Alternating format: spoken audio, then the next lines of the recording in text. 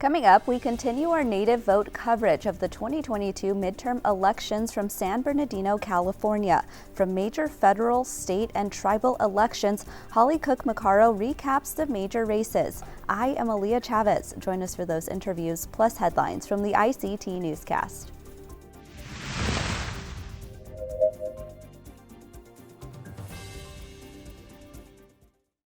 This program is made possible by the Corporation for Public Broadcasting, a private corporation funded by the American people.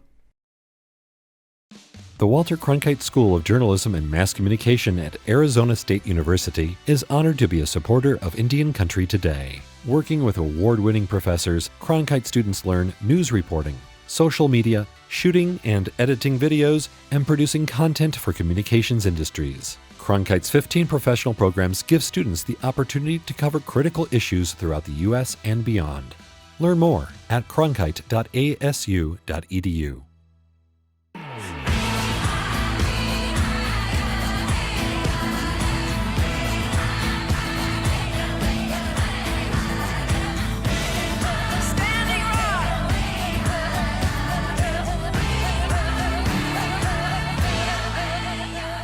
This is the ICT Newscast with Aaliyah Chavez. Amadawa Hopa, thank you for joining us. All eyes were on Tuesday's midterm elections. Some races are still being counted, but here's what we know so far. Voters in Oklahoma elected Cherokee citizen Markwayne Mullin to the U.S. Senate. In January, he will become the first Native person to serve in that body since Ben Nighthorse Campbell in 2005. Also in Oklahoma, Cherokee citizen Kevin Stitt won his race as governor. That was a closely watched race with many tribal leaders in Oklahoma endorsing his opponent. U.S. Representative Tom Cole was reelected to an 11th term on Tuesday. That was the same case with U.S. Representative Sharice Davids, who also won her reelection bid. In Minnesota, Governor Tim Walz and Lieutenant Governor Peggy Flanagan won another term in office. Flanagan joined our election night live show and learned the news while in an interview with ICT's Shirley Snavy.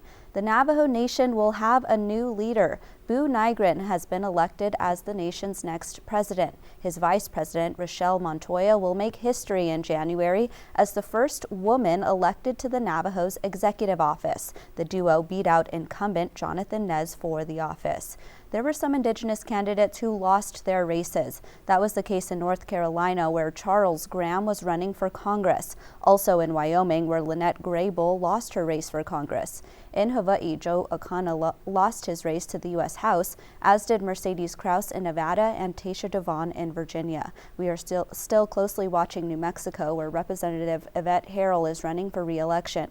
Her race has not been called as of Wednesday morning, and votes are showing a tight race there. In Alaska, Representative Mary Peltola appears to be leading vote counts. Those ballot counts are expected to come in slowly, given that the state is using its new ranked choice voting system. In California, John Mark Porter's race has not been called as of Wednesday morning, and results show him trailing his opponent in that U.S. House race. You, of course, can get all of the latest results by visiting our election coverage on ictnews.org. We'll be right back.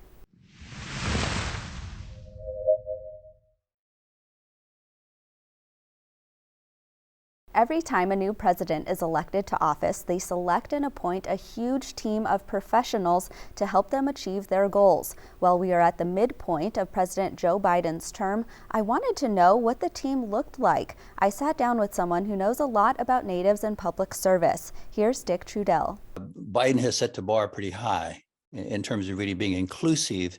It first started with Secretary Deb Haaland in December 2020. Before Biden was officially sworn into office, he began building his cabinet. That was when he selected the Laguna Pueblo citizen to be his Interior Secretary. She made history, becoming the first Native American to ever serve as a cabinet secretary, and officially became sixth in line in succession to the presidency. Deb has done a tremendous job, and I don't know when we'll see another cabinet member who's a Native person, so it's been a unique opportunity, and I think she's gone about her business and really made a difference for Indian country. In March of 2021 came the next big nomination. That's when President Biden appointed Janie Sims Hipp to be the general counsel of the Department of Agriculture. She was confirmed to that position 4 months later. In December 2021, Chuck Sams became the director of the National Park Service. That made him the first tribal citizen to ever lead the agency. But I think we have more qualified people than we've ever had. 2022 has been a big year for appointments. In February, Navajo citizen Shelley Lowe became the chair for the National Endowment for the Humanities. She is the first Native person to lead that agency. In May 2022, Sunshine Sykes was confirmed as a judge in the U.S. District Court for the Central District of California. That made her the first Native federal judge in California and just the 7th Native federal judge ever appointed. A month later, in June 2022, Lynn Malerba was called to be the Treasurer of the United States. She is the first Native person to serve in that position. And if you happen to find a newly printed dollar bill, you'll likely see Treasurer Malerba's signature on it. September 2022 was the most recent high-ranking confirmation when Rosalind So became the director of the Indian Health Service. Trudell says he has never seen a list with this many political appointments, and that dates back to the 1960s under the Nixon administration. First of all, a lot of these people are political appointees, meaning that once the Biden administration ends, the incoming president at that time will begin to staff up again and everything.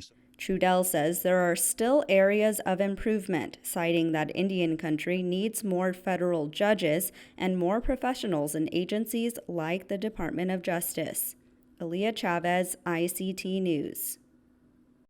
U.S. Representative and Chickasaw citizen Tom Cole won his re-election bid on Tuesday, making this upcoming session his 11th term in office. ICT's Mark Trahant took a look at his storied legacy. He started with pulling clips from other members of Congress who had a message for Cole. Take a look. You've mentored me on Native American issues. You've mentored me on the issues that I didn't even know affected other parts of the country. You started mentoring me when I first started getting into Indian Health Services. And I was blown away by how much you've done through it just by being an appropriator. And it's not just Indian health. Tom Cole has influenced virtually every major piece of legislation involving Indian country over the past 20 years. He has reached out to Republicans and made the case for bipartisanship in a climate where that does not often happen. People on this panel and people in this Congress know how seriously I think about what I would regard our constitutional oath when we swear allegiance to the Constitution. You swear allegiance to Indian sovereignty whether you know it or not, because it's in there in Section 1, Article 8. Advocates say the Violence Against Women Act would originally never have become law without Tom Cole's consistent and cross-partisan support. Then that's a usual place for him. He has a long record supporting tribal sovereignty. He has also been a mentor to other Native Americans serving in the Congress. Sharice Davids represents Kansas as a Democrat. I am so pleased to be able to serve alongside you. Thank you for all you do for the Native American Caucus, of course, but for Indian country as a whole, all the work that you do and expertise that you bring and the fight for tribal sovereignty that you always keep up does not go unnoticed. Cherokee citizen Markwayne Mullin made history Tuesday, becoming the first Native person elected to the U.S. Senate since Ben Nighthorse Campbell in 2005. Dacoda McDowell-Wahpekeche has this report on how Mullin has worked with tribal leaders while serving in the U.S. House. And I've developed some really good friends, lifelong friends, and Navajo Nation, and in some case, I feel like they think I represent them, which I do. I mean, I never cast a vote just for a District 2 of Oklahoma. We're casting a vote that affects the entire nation, right? And I've heard a lot from individuals out in Arizona and actually New Mexico too, and every time, they're voicing their opinion, but they're also voicing their concerns. Mullen was able to run for this office after longtime Senator Jim Inhofe decided to step away from the office he held for almost 20 years. During Mullen's time in office as representative, He has served on around 35 caucuses, including the Native American caucus, where he served as vice chair. Issues like the McGirt v. Oklahoma Supreme Court case that has shifted Oklahoma and tribal nations surrounding jurisdiction isn't being pushed away from Mullen. Instead, tribal government leaders like Muskogee Nation Principal Chief David Hill and Cherokee Nation Chief Chuck Hoskin Jr. and others have said they're confident in Mullen working to protect tribal sovereignty and willing to resolve any issues that may come because of the ruling. Reporting in Oklahoma, Dacoda McDowell-Wahpekeche, ICT News. Ranked choice voting, that is the new system the state of Alaska used to elect its newest slate of leaders. So what is it? ICT's Jocelyn Estes spoke to some experts. Michelle Spark, who is Yupik, explains. Everyone with a dream and $100 could apply and fill out the paperwork if they were eligible. They became a candidate. In Alaska, candidates can only win with the majority of votes. That's due to ranked choice voting, a process in which voters rank candidates in order of preference. If none of them get a majority, the lowest vote getter is dropped. Their second choice votes go to the other candidates in an instant runoff. That continues until someone gets a majority. Sparks said with ranked choice voting, candidates need to run a different kind of campaign. They need to reach out to people outside their party. I think the open primary system really opens a lot of doors, and it kind of moderates people's campaigns and positions. They have to appeal to a lot more than a fraction of their base in order to be a lawmaker of the caliber that you should be when you're representing the majority and not just the plurality. So we're pretty excited about the open primary system. We saw this play out in August in Alaska's special election. Representative Mary Peltola is Yupik and a Democrat. She got the most votes in the first count, but didn't get a majority. Counting second-choice ballots brought her a majority of votes over Republicans Nick Begich and Sarah Palin. Political commentator Matt Buxton with the Midnight Sun podcast said the system worked as it should. I think the system, almost the most important thing to me is that it really allowed the voters to, kind of find their candidate of choice. Maine and several municipalities, including New York City, also use ranked choice voting. In Anchorage, Alaska, Jocelyn Estes, ICT News.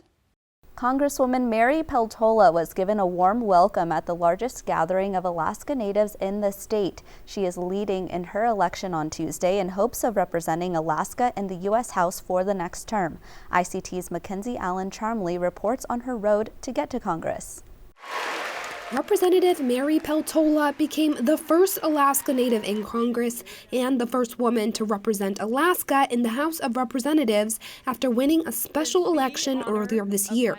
The death of Representative Don Young, who had served as Alaska's sole member of Congress for 49 years, triggered the special election. Many expected a Republican to win the seat, and there were two of them in the running. Peltola, a Democrat, still came out ahead in Alaska's first ranked choice election.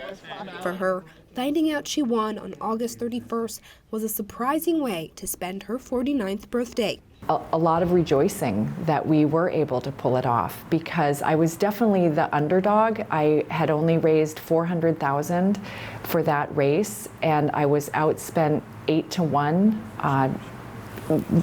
Just incredible odds. Peltola says her purpose is simple. She strives to be a representative for all of Alaska and to continue the legacy of the late Congressman Don Young.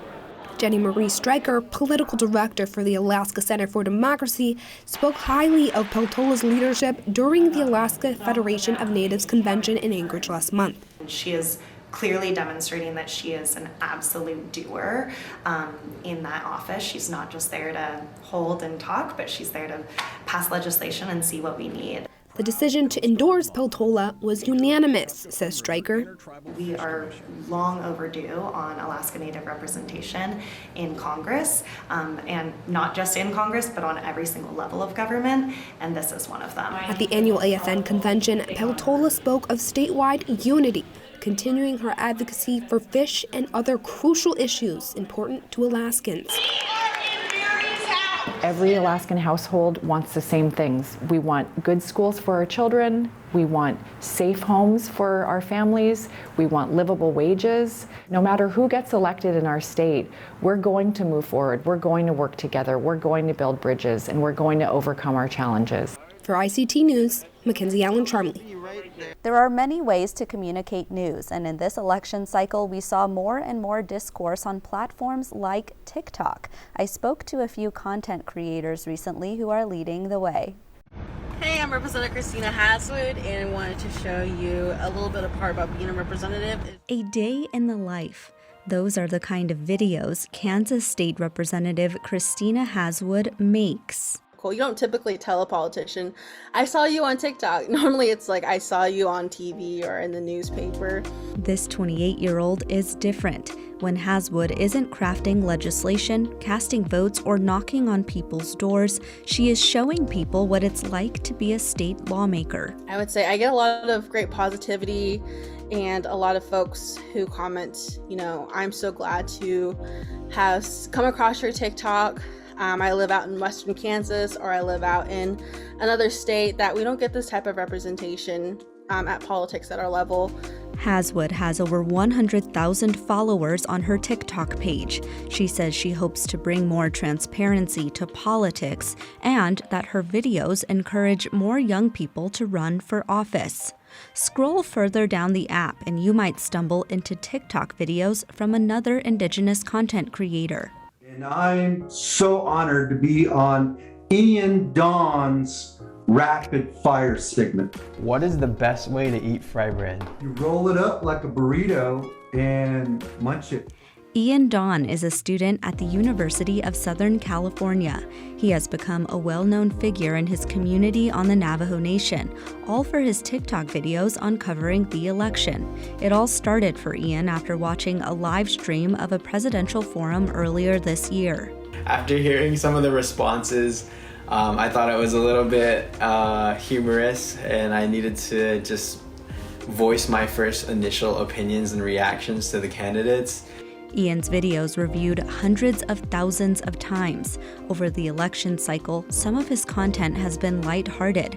He has interviewed candidates themselves, but he has also asked serious questions about COVID-19 and missing and murdered Indigenous relatives. All of this was front and center for Ian when he went to vote at his nation's chapter house. A lot of people, to my surprise, came up to me and were like, oh, I've seen your videos, I've seen you on TikTok, you're the reason why I actually knew there was an election today. I'm here because of the videos you make. I made my decision based off of the things that you shared on your TikTok. And Ian says engagement like this is what he is most proud of. He hopes that across Indian country, people are voting, participating, and creating content about topics their communities care about. In Phoenix, Arizona, Aaliyah Chavez, ICT News.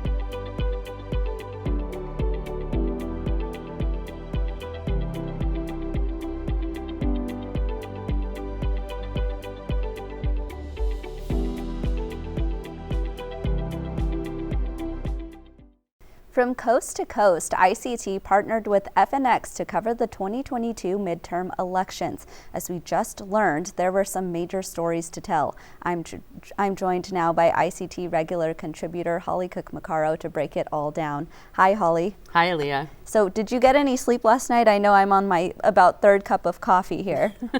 I got a little, but I did stay up late watching the returns continue to come in, and a lot of the folks on the news, mainstream media, they were up all night. Absolutely. Well, let's just jump right in here. We saw Markwayne Mullin was elected to the U.S. Senate. Sort of break down to our viewers how historic that is for Indian country.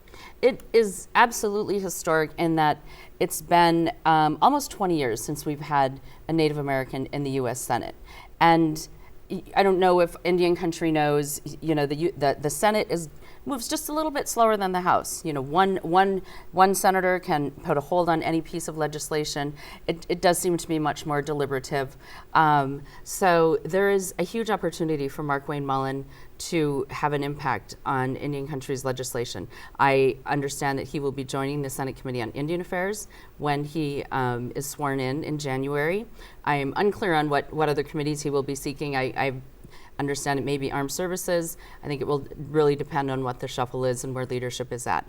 But there is a really bright path in front of Markwayne Mullin and lots of opportunity there to be an advocate. Absolutely. Let's stay in Oklahoma because Tom Cole also was reelected last night, and so was Kevin Stitt. Yes, so no surprises with Tom Cole. He is, not had a competitive race in a very long time. He is an institution in and of himself in the U.S. House. Far and away has been, and for years, the leading advocate for Indian country on the Republican side of the aisle. I know his entire caucus looks to him for leadership. Absolutely. Yes, and Kevin Stitt, that was in spite of all of the tribes endorsing Julie Hoffmeister, and I do think even though she didn't win, the fact that that the tribe's endorsement brought that a little closer was a bit of a flex there on the tribe's power and influence on the entire state of Oklahoma. Absolutely. You and I were talking off camera and we said we can't wait to see how counties voted because, we would be very interested to see there in Oklahoma if Native voters, who they decided to vote for governor. Let's move to Kansas with Sharice Davids. Were you surprised to see her reelected last night? I wasn't surprised. I actually spent some time there a week and a half ago, and she had a terrific operation on the ground. This is her third win. She flipped that seat in 2018. She won it by, I think it was 9 points in 2020. And there was a bit of a momentum there. But one of the top races in the country, not 3 weeks ago, this race was regarded as a toss-up by 538, Charlie Cook, all of them. And she has been working it, and it is a testament to what is her quiet style of leadership, but strategic genius on the ground in terms of winning the seat. She won it by 13 points, the double digits, in a seat that really 3 weeks ago was a toss-up. It's remarkable, very exciting as well.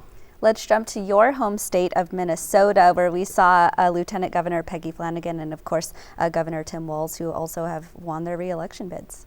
Yes, and again, it was really exciting to see the Lieutenant Governor get the news while she was with, the correspondent, Shirley, last night. And I know I'm going to want to watch that clip over and over. This win is really solidifying. So 4 years, who knows what's going to happen next? Governor Walz will be out. Maybe we'll see a Flanagan Walz. Maybe we will see some reshuffling of the decks there. But this win again, I was actually in Minnesota over the weekend and participated in some of the rallies there. It is a beautiful thing to see our Lieutenant Governor of Minnesota lead the delegation, lead the caucus in Minnesota with such ease and grace. She is well respected, well earned. We all know she's great on the issues, and that's really, she's so good on the stump, and has a bit of glitz and glamour to the way what she brings to the table because of her energy. But she is a policy wonk and has been very successful on the legislative side as well. So I look forward to seeing more of that, and as they kind of ease into the next 4 years. I'm so glad that you mentioned, an upcoming election. It's so hard to think about any election past 2022, but I've already been hearing 2024, 2026, 2028. But I think she's a rising star in the Democratic Party, and we've really been seeing that in our reporting. So we'll, of course, follow that. But I want to switch gears and actually talk about the Navajo Nation electing a new president. Yes. Maybe tell us, what you're hearing from that race and sort of how big of a deal it is to see the current president, Jonathan Nez, unseated last night. I think everyone is very surprised. There was obviously in the primary, kind of an inspired choice for his running mate. Lots of confidence coming from that. But because of the size of the Navajo Nation, the leader of the Navajo Nation is always at the table. They are the largest tribe with the largest number of memberships, largest in terms of land base. And so they are the seat that the new president is going to hold is inherently filled with a lot of power and a lot of influence. So I'll look forward to seeing how he carries that. The Navajo Nation and the strength of that voice of their leader can really drive a lot of policy issues in Washington, D.C. Holly, we only have about a minute left, but if you had to encapsulate, the atmosphere of our election night coverage last night for our viewers at home who maybe didn't get to tune in, tell us about that. I will say that it evolved. So there was, I had my cohort, Michael Staub, who was doing the Republican side, and I will roll back that, we thought, well, this is going in the direction we thought, because there were some initial numbers that indicated that. But this was not at all a red wave. And it was really, I think, Joe Biden is going to go into his last 2 years far more emboldened than anyone expected 12 hours ago. Absolutely. Well, Holly Cook Macarro, thank you so much for being here. We appreciate you as always. Yes, thank you, Leah. And that's a slice of our Indigenous world. For all the latest, visit ictnews.org. From all of us in the newsroom, stay safe, my relatives. Sometimes you got to take a stand just because you know you can. Oh, you got to run, you got to run.